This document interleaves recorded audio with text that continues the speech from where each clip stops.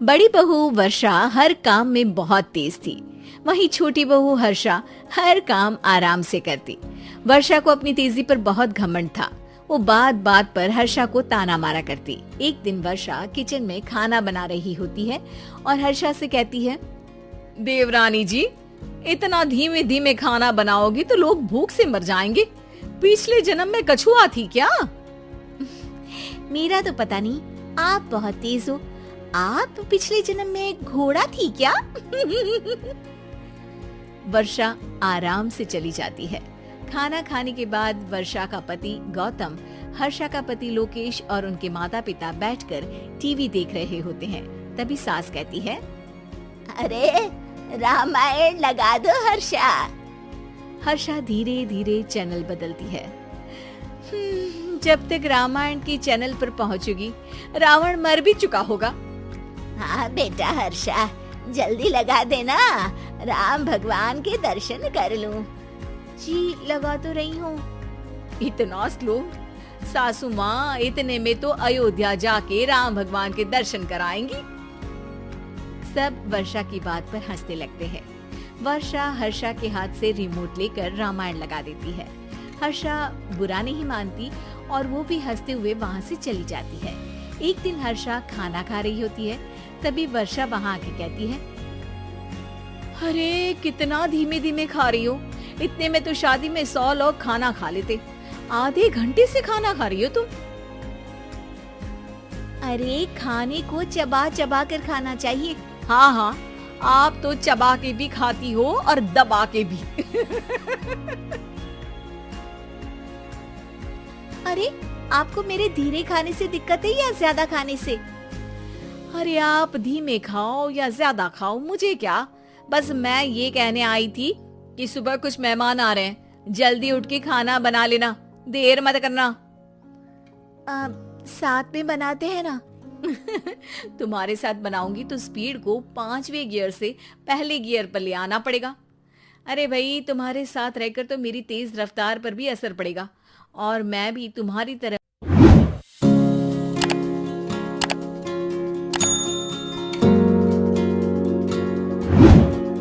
सब्जी बना लूंगी। आप चपाती बना लेना और दाल बना लेना। हाँ हाँ ठीक है, पर अलग अलग ही बनाएंगे। अगले दिन हर्षा जल्दी उठ के काम करने लगती है और वर्षा सुबह उठ के ये सोच के वापस सो जाती है कि काम तो वो तेज कर ही लेती है। अगर थोड़ी देर सो भी जाएगी तो भी हर्षा से पहले तो काम निपटा ही लेगी। हर्षा बेटा, आज भगवान के लिए थोड़ा जल्दी हाथ चलाना। हाँ, मेहमान आने ही वाले हैं। जी हाँ माँ, आटा गूंद लिया है, आलू उबल रहे हैं, पराठे बनाने ही वाली हूँ, फिर सब्जी भी बना लूंगी। इतने में ही वर्षा वहाँ आ जाती है। माँ जी, मेरा तो आप टेंशन ही मत लो, अभी उठी हूँ, लेकिन देखना खाना फटाफट राजधानी एक्सप्रेस की स्पीड से बना दूंगी। इतने में ही मेहमान आ जाते हैं। आइए आइए आइए, खाना बन ही रहा है, चाय बनवा लेती हूँ पहले आपके लिए। सास किचन में आती है। वर्षा, वो लोग आ गए, चाय बना दे जल्दी से। हर्षा को नहीं बोल रही क्योंकि वो तो सुबह की चाय देने में शाम कर देगी। चाय बन भी चुकी है माँ जी। वर्षा तेज ही नहीं, सबसे तेज है। अब चलिए मैं चाय लेकर आती हूँ। वर्षा मेहमानों के सामने चाय लेकर जाती है।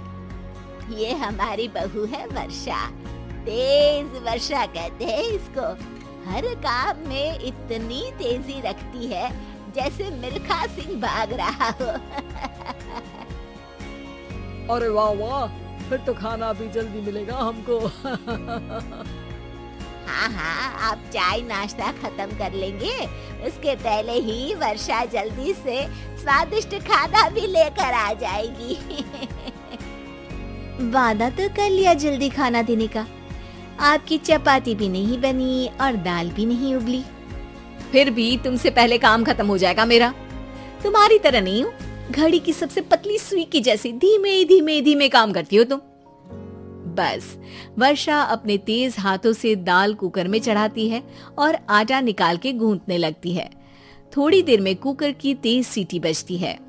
और वर्षा का हाथ डोल जाता है। आटे में पानी ज्यादा पड़ जाता है। अरे रे, आटा तो ज्यादा गीला हो गया। वर्षा जब रोटी बेलने लगी तो एक भी रोटी गोल नहीं बन रही थी। कोई रोटी श्रीलंका के नक्शे जैसी थी तो कोई रोटी ऑस्ट्रेलिया के नक्शे जैसी बनती। वर्षा चिढ़ जाती है। कुकर फिर से जोर से सीटी मारता है। सास बाहर से आवाज देती है, वर्षा बेटा, आज स्पीड थोड़ी कम लग रही है। टाइम और लगने वाला हो तो बता दो बेटा। वर्षा को ये बात सुनकर बहुत बुरा लगता है। वो सोचना भी नहीं चाहती थी कि कभी उसकी तेजी पर कोई सवाल उठेगा। वहीं हर्षा धीमे धीमे अपना काम करती रहती है। वर्षा दाल बनाते वक्त भी इतनी घबरा जाती है कि जल्दबाजी में दाल में नमक ज्यादा गिर जाता है। वर्षा का खाना फिर भी हर्षा से जल्दी तो बन जाता है और जब खाना मेहमानों के सामने लगता है तो सब हर्षा के खाने की तारीफ करते हैं। अरे पराठे तो कमाल की बनी है और सब्जी भी। बस दाल में नमक थोड़ा इधर उधर हो गया है। वर्षा को बहुत शर्म आती है और वो नीचे सर करके खड़ी रहती है।